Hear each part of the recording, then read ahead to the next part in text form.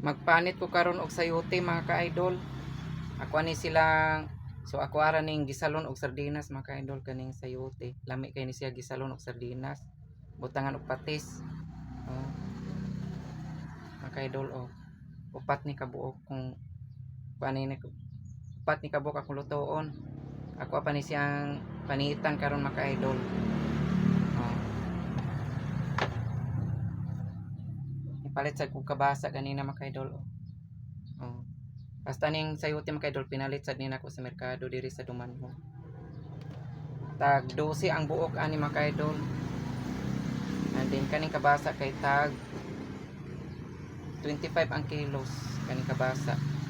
Nasay ubang tag 30 kilos, ang ubang tag 40 sad. So dili pareho ang mga tindahan, ang mga tindera, dili pareho ang presyo nila. So kani may kay tag 25 kilos ra ni, so mao ni palit ko ani. So mao ra to mga ka-idol, salamat.